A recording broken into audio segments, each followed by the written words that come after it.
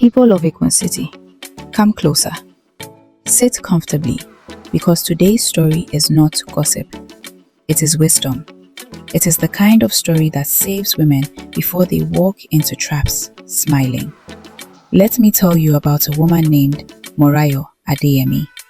If elegance had a face, it was Morayo's. Not loud beauty, not attention-seeking beauty, but that calm, effortless grace that makes people turn twice. And Morayo's husband? That one was known far beyond their street. Honorable Kunle Adeyemi, a rising politician, chairman of the local constituency, constantly on TV, always in clean agbada, always giving speeches. To the public, he was the model husband. At events, he would pull out chairs for Morayo. He would hold the microphone and say things like, "Behind every successful man is a strong woman. Meet my pillar." Women would sigh.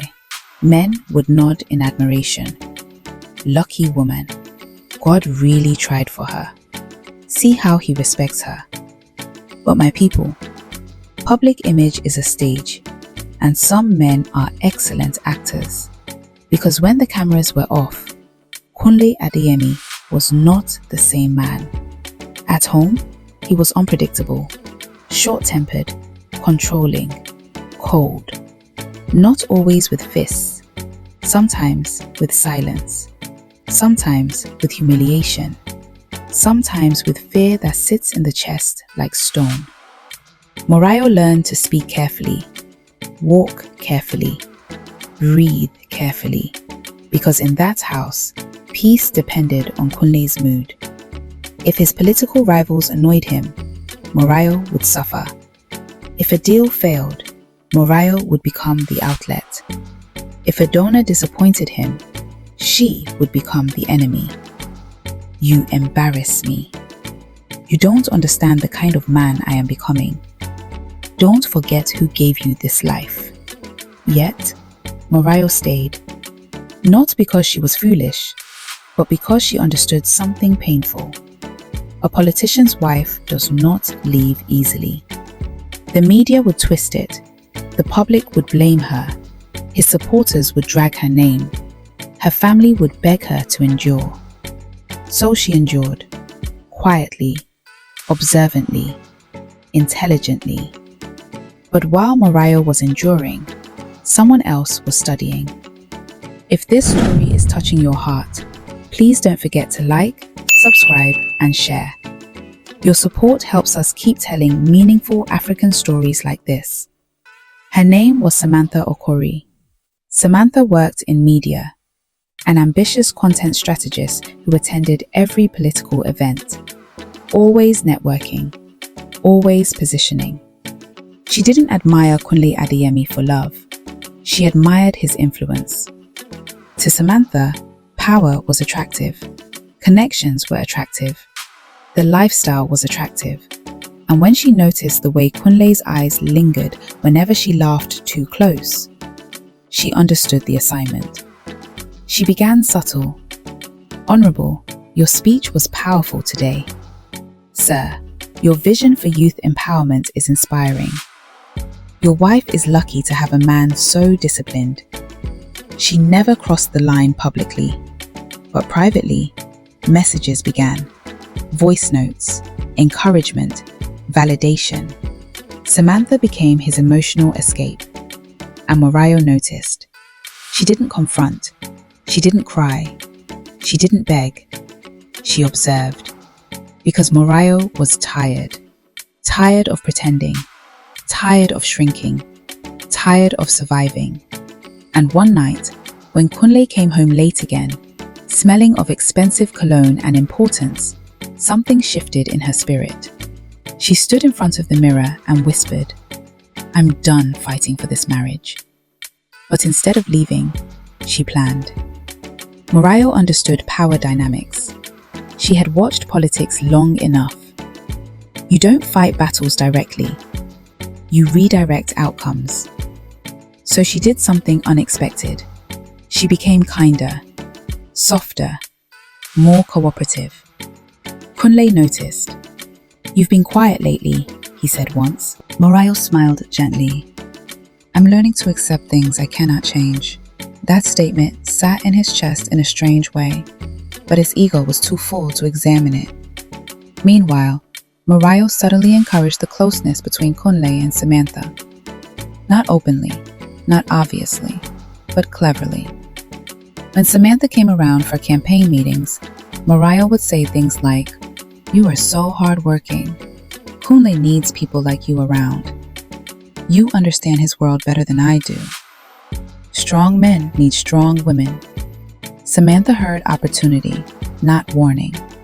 Soon, the rumors started. Bloggers whispered. Party members noticed. Political aides began to talk. Instead of fighting the narrative, Morayo stepped aside. Not publicly, not dramatically, just emotionally. She withdrew. Kunle didn't fight for her. Why would he? He thought he had found someone who understood his ambition. One evening, during a tense argument, he finally said it. "Maybe we rushed into this marriage. You don't fit into my future anymore."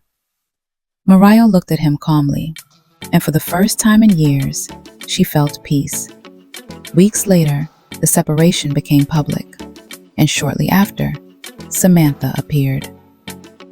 Before we continue, if this story is touching your heart, please don't forget to like, subscribe, and share. Your support helps us keep telling meaningful African stories like this. Now, let's get back to our story. Hand in hand with Honorable Kunle Adeyemi, smiling for cameras, posting motivational captions. Power couple, new beginnings, God's timing is perfect. Social media celebrated them. People blamed Morayo. She couldn't keep her man. Maybe she was too dull.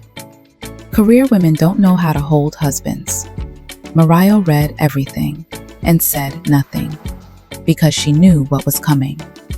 6 months later, Samantha was living inside the Adeyemi mansion, and slowly, reality began. No cameras, no public charm, no speeches, just Kunle. Moody, suspicious, controlling, ego bruised by political setbacks, temper sharpened by pressure. The same man who once called her my queen began saying things like, "You talk too much. Do you know who I am? You think you replaced someone important?" Samantha tried harder, styled better, cooked more, smiled more. But politics is pressure, and pressure reveals character. Soon she realized Morayo had not been weak. She had been surviving a storm, and one night, during a heated argument, Samantha screamed, "I gave up everything for you." Kunle laughed coldly. "Nobody forced you." That was the moment she understood. She had not won a husband. She had inherited a burden with influence. Meanwhile, in a quiet apartment across the city, Morayo was building something new. Not a relationship, not revenge. Peace. She started consulting for NGOs, helping women in political marriages navigate safety. She began speaking anonymously on platforms about emotional manipulation. She was healing. One afternoon, she ran into Samantha at a cafe. Samantha looked tired, drained. Nothing like the glowing power woman online. Their eyes met. Morayo smiled softly. Samantha looked away. And as Morayo stood to leave, she leaned slightly and said gently, "I hope you're okay." That was all. No bitterness, no sarcasm, no triumph. Just closure. Because sometimes, the greatest victory is not revenge. It is peace. As we conclude, if this story is touching your heart, please don't forget to like, subscribe, and share. Your support helps us keep telling meaningful African stories like this. My people, hear this clearly. Not every woman who walks away is defeated. Some women are escaping storms quietly. Not every woman who replaces another is winning. Some women are walking into unfinished battles. Powerful men can still be dangerous partners. Public respect does not equal private safety. Before you envy another woman's position, ask yourself, what did she survive to let it go? Morayo did not lose a husband. She released chaos. Samantha would not gain love. She inherited reality.